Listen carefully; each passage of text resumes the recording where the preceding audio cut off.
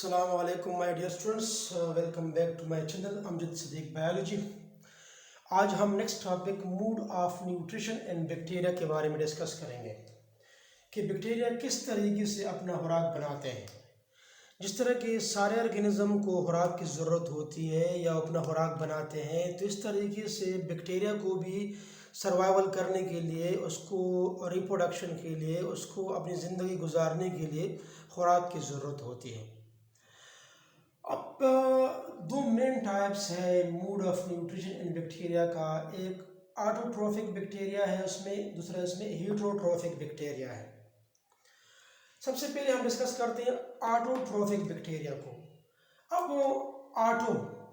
Auto का मतलब है सेल्फ, ठीक है, सेल्फ, और ट्रोफिक का मतलब है नरिशमेंट, फूड, खुराक, means self nourishment.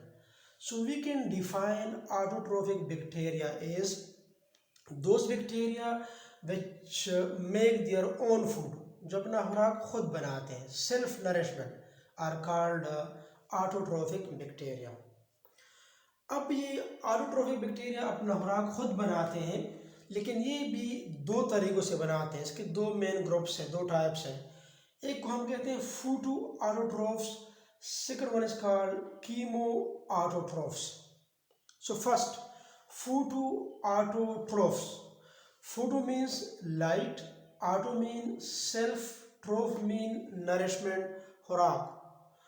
So those bacteria which get or which make their own food in the presence of light, photo means light, are called photoautotrophic bacteria. और वो क्या करते हैं, फोटो ऑटोट्रोफिक बैक्टीरिया क्या करते हैं। Normally तो हम फोटोसिंथेसिस में पढ़ते हैं कि कार्बन डाइऑक्साइड प्लस वाटर, ठीक है, और आखिर में ऑक्सीजन रिलीज होता है। लेकिन फोटो ऑटोट्रोफिक बैक्टीरिया में कार्बन डाइऑक्साइड के साथ वाटर की जगह पर हाइड्रोजन सल्फाइड रिएक्ट करता है, हाइड्रोजन सल्फाइड, और वो ग्लूकोज बनाते हैं अपना खुराक। पानी की मालिक्यूल रिलीज होते, साथ साथ सल्फर जो होता है वो is a by product in the form of sulphur granules जो होता है, ये रिलीज होता है। So this process is called photo autotrophs. इसका मतलब ये हो गया कि जो फोटो ऑटोट्रोफ्स है mean photo autotroph mean photosynthetic bacteria. जो फोटोसिंथेटिक बैक्टीरिया है उसमें ऑक्सीजन रिलीज नहीं होता, बल्कि उधर सल्फर रिलीज होता है। नॉर्मली तो हमने प्लांट में, एल्गी में फोटोसिंथेसिस के बारे में हमने पढ़ा है कि उधर ऑक्सीजन रिलीज होता है, लेकिन जो फोटोसिंथेटिक बैक्टीरिया है उसमें सल्फर रिलीज होता है as a by product. For example sulphur bacteria है, पर्पल बैक्टीरिया है, सल्फर नॉन पर्पल बैक्टीरिया है, क्लोरोफ्लेक्सस है, रोडोसीडोमोनास है, मुख्तलिफ़ किस्म के एग्जाम्पल है, मुख्तलिफ बैक्टीरिया है, वो सारे के सारे फोटोसिंथेटिक बैक्टीरिया से या फोटो ऑटोट्रोफ से ताल्लुक़ रखते हैं। और दूसरा टाइप जो है ऑटोट्रोफिक बैक्टीरिया का वो है कीमो ऑटोट्रोफ्स। ये भी अपना खुराक खुद बनाते हैं, लेकिन वहाँ पर लाइट इस्तेमाल होता है। इधर chemo means chemical, auto means self, troph mean nourishment. But those bacteria which make their own food by using chemicals, by using or they derived their energy by oxidation of inorganic substances. These inorganic substances are the chemical. For example, hydrogen sulfide, ammonia, nitrates, iron. इन्हीं compound की oxidation से ये energy derive करते हैं, हासिल करते हैं, and this energy is used in the preparation of organic compound. इससे अपना खुराक बनाते हैं। जब वो इसी केमिकल्स को ऑक्सीडाइज करते हैं, एज ए रिजल्ट जो एनर्जी रिलीज होती है, that energy is used in the preparation of organic compounds. For example, Nitrobacter, Nitrosomonas, ये बैक्टीरिया क्या करते हैं, ये कीमोसिंथेटिक बैक्टीरिया है, ये कीमो ऑटोट्रोफ्स है, जो इस तरीके से अपना ऑर्गेनिक कंपाउंड, अपना खुराक जो है ये हासिल करते हैं। इसमें मोस्टली जो होता है अमोनियम आयन की ऑक्सीडेशन होती है, NO2 की ऑक्सीडेशन होती है, NO3 की ऑक्सीडेशन होती है, ठीक है। तो ये आपके पास ये दो टाइप जो थे बेसिकली ये ऑटोट्रोफिक बैक्टीरिया थे। और सेकंड जो है वो हीटरोट्रोफिक बैक्टीरिया। ये भी दो अल्फाज से बना है। हीटरो मीन डिफरेंट और अदर्स, ट्रोफ मीन नरिशमेंट, खुराक। So heterotrophic bacteria are those bacteria which get their food from other organism या from different organism, जो खुद तो नहीं बना सकते, खुद तो बॉडी में ये एबिलिटी नहीं है, कोई क्लोरोफिल या केमिकल से नहीं बना सकते, बल्कि तैयार खुराक को लेते, दूसरों से तैयार लेता है, ठीक है। और ये हेटरोट्रोफिक बैक्टीरिया फिर इसकी 3 टाइप्स है, saprophytic bacteria, parasitic bacteria and symbiotic bacteria. सबसे पहले हम डिस्कस करते हैं सेप्रोफाइटिक बैक्टीरिया। अब ये वर्ड सेप्रोफाइटिक का वर्ड सेप्रोप से डिराइव्ड है। सेप्रोप मीन रॉटन, मतलब प्लांट और एनिमल की जब डेथ एंड डिके होती है और जब ये ज़मीन के अंदर डिकम्पोज होते हैं, मिक्स हो जाते हैं, ठीक है, तो इसी डेड बॉडी से, इसी डेड ऑर्गेनिक मैटर से ये सेप्रोफाइटिक बैक्टीरिया जो होते हैं वो अपना खुराक हासिल करते हैं। इसके अलावा ये जो सेप्रोफाइटिक बैक्टीरिया है, they are called decomposition bacteria, they are called decomposers, they are called natural recyclers या रिसाइकलिंग ऑफ न्यूट्रिएंट्स, जो प्रीवियस लेक्चर में मैंने बताया था, 2-3 लेक्चर में मैं न्यूट्रिएंट रिसाइकलिंग को मैं डिस्कस कर चुका हूँ। एंड मीन ये बायो जीव केमिकल साइकिल परफॉर्म करते हैं। बायो जीव केमिकल साइकिल मैंने पहले ही बताया था कि बायो मीन्स लिविंग ऑर्गेनिज्म, जीव मीन अर्थ, केमिकल्स मीन केमिकल। ये सेप्रोफाइटिक बैक्टीरिया जिस तरह के मैंने आप लोगों को पहले बताया था कि फॉर एग्जांपल ये सॉइल सरफेस है, इसमें ये कोई प्लांट्स है, ठीक है, और ये इसके कोई क्या है, लीव्स है। तो ये प्लांट रूट की मदद से नीचे से मुख्तलिफ़ किस्म के केमिकल अपटेन करता है, मैग्नीशियम है फॉर एग्जांपल, फास्फोरस है, आयरन है, एट्सेट्रा। तो ये प्लांट के बॉडी में इससे ऑर्गेनिक और इनऑर्गेनिक कंपाउंड्स बनते हैं। इसी प्लांट्स को फिर कौन कहते हैं, इसको फिर एनिमल्स कहते हैं। इस तरीके से ये न्यूट्रिएंट प्लांट के बॉडी से एनिमल के बॉडी में चले हो जाते हैं।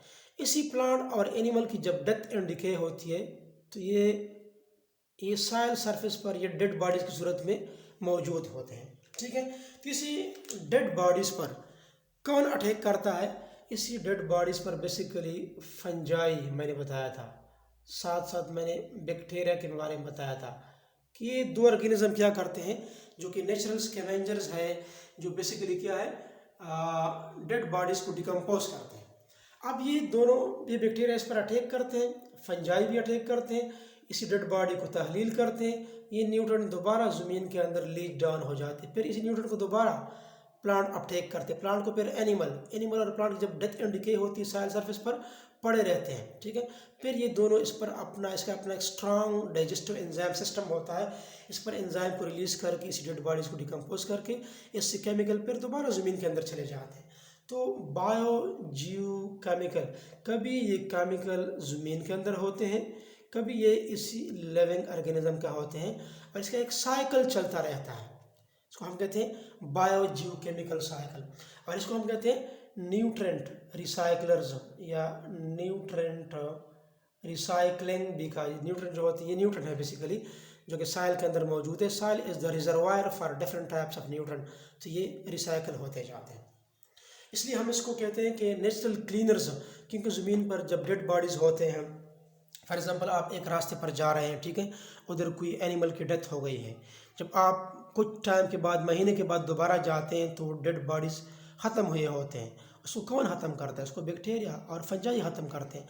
That's why they are called natural scavenger, और ये हाक्रोब का काम करते हैं, natural cleaners of the earth भी आप कह सकते हैं, ठीक है। तो ये आपके पास सेप्रोफाइटिक बैक्टीरिया है जो डेड बॉडीज़ को, रॉटन बॉडीज़ को डिकम्पोज करते हैं।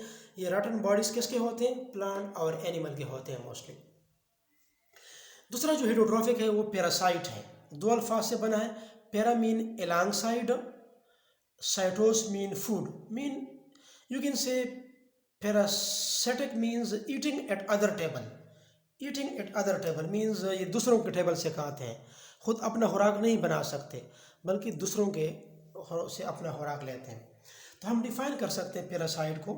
Parasite bacteria are those bacteria which get their food from other organism, from other living organism, harm them and cause diseases in them। जाहिर बात है पैरासिटिक बैक्टीरिया लिविंग पर अटैक करते हैं और लिविंग को ही तो हार्म होता है, नुकसान होता है, और लिविंग ही में तो फिर डिजीज़ पैदा होते हैं। तो पैरासाइट का लफ्ज़ हमेशा आप ध्यान में रखें, ये लिविंग से होता है और सेप्रोफाइट का लफ्ज़ डेड से कंसर्न है।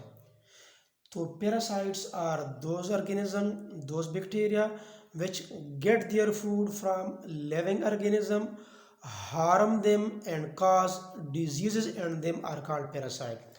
Or saprophyte, those bacteria which get their food from other dead organism. अब डेड ऑर्गेनिज्म को आप क्या हार्म, क्या नुकसान पहुंचा सकते हैं? वो तो ऑलरेडी नुकसान में है, उसकी तो डेथ हो गई है, ठीक है, और ना उसमें कोई बीमारी पैदा होती क्योंकि ऑलरेडी डेड है। तो those bacteria which get their food from other dead organism, other parasite में लिविंग ऑर्गेनिज्म से अपना खुराक लेते हैं, ठीक है। फॉर एग्जांपल निमोकोकस है। अब निमोकोकस क्या है? ये आपके पास नमूनिया काज करता है, ठीक है, जो हमने पढ़ा भी था, हम पढ़ेंगे आगे। ट्रांसफॉर्मेशन, सेक्सुअल रिप्रोडक्शन ऑफ जो बैक्टीरिया है उधर हम डिस्कस करेंगे, या इससे पहले हम डिस्कस भी कर चुके हैं shape and size of bacteria में निमोकोकस की नमूनिया काज करते हैं, कोक्साई ग्रुप से इसका ताल्लुक है। नेक्स्ट है सिम्बायंट्स या symbiotic. SIM means together, SIM means, SIM का मतलब मैंने इधर लिखा है, सिम मीन्स टुगेदर, और बायंट्स या बायोसिस मीन लिविंग ऑर्गेनिज्म। जब लिविंग ऑर्गेनिज्म टुगेदर रहते हैं means it is a kind of association between two organism. दो ऑर्गेनिज्म के दरमियान में म्यूचुअल या दे टुगेदर रहते हैं, म्यूचुअल न्यूट्रिशनल रिलेशनशिप होता है दोनों के दरमियान में, न्यूट्रिशनल रिलेशनशिप भी आप कह सकते हैं। तो हम कह सकते हैं कि सिम्बायोसिस या symbiotic association is the type of association in which two organism get together for their mutual benefit। या दोनों का फ़ायदा होता है या फिर एक को फ़ायदा होता है, दूसरे को न तो फ़ायदा होता है ना नुकसान होता है। इसलिए हम कहते हैं कि these symbiotic bacteria are of two types.